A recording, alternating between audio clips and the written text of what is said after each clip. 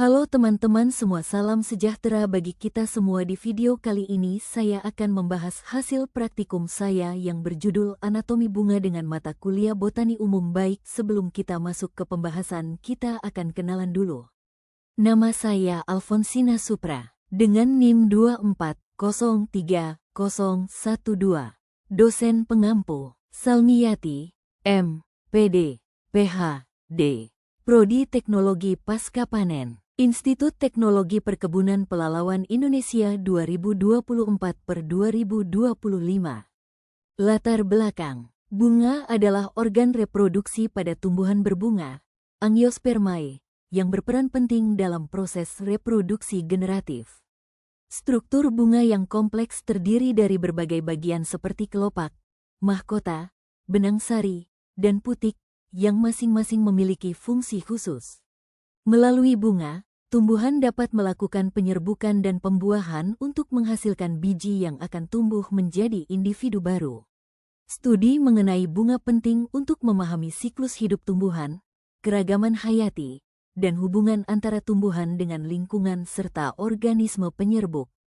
Van A. 1990. Rumusan masalah. 1. Apa saja bagian-bagian penyusun bunga? 2. Bagaimana struktur dan fungsi masing-masing bagian bunga? 3. Apa peran bagian-bagian bunga dalam proses penyerbukan dan pembuahan? 4. Mengapa penting mempelajari anatomi bunga dalam ilmu botani dan aplikasinya? Tujuan. 1. Untuk mengetahui dan mengenal bagian-bagian penyusun bunga beserta fungsinya. 2. Untuk memahami struktur anatomi bunga secara detail pada tumbuhan berbunga, Angiospermae. 3. Untuk mengidentifikasi perbedaan bentuk dan fungsi masing-masing bagian bunga seperti kelopak, mahkota, benang sari, dan putik. 4. Untuk mengetahui peran setiap bagian bunga dalam proses penyerbukan dan pembuahan. Pembahasan 1. Anatomi bunga diperoleh bahwa bunga memiliki beberapa bagian utama yang terdiri dari kelopak, mahkota, benang sari, dan putik.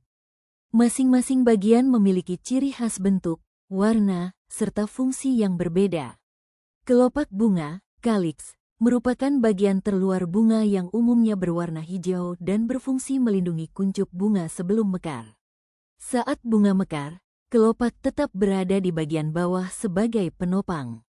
Mahkota bunga, corolla, memiliki warna mencolok yang beragam antar spesies, berfungsi menarik perhatian hewan penyerbuk seperti lebah, kupu-kupu, atau burung.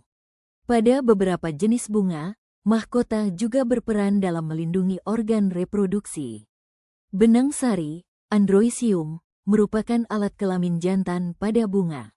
Hasil pengamatan menunjukkan benang sari terdiri dari dua bagian, yaitu kepala sari, anther, yang mengandung serbuk sari, polen.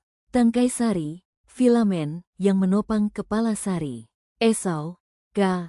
1977.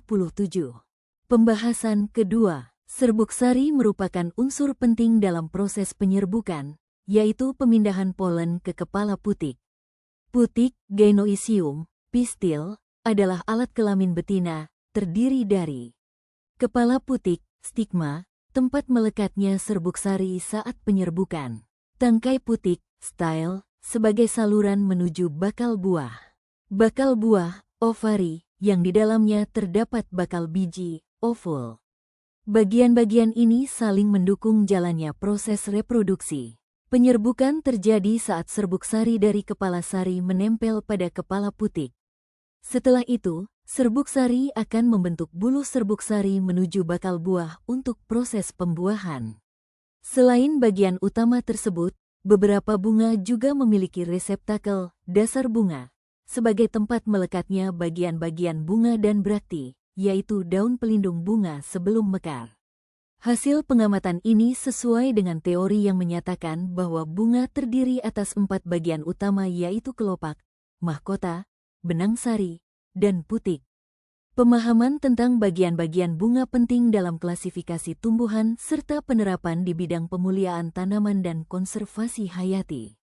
Esau, K. 1977. Anatomy of Seed Plants, John Wiley dan Sons.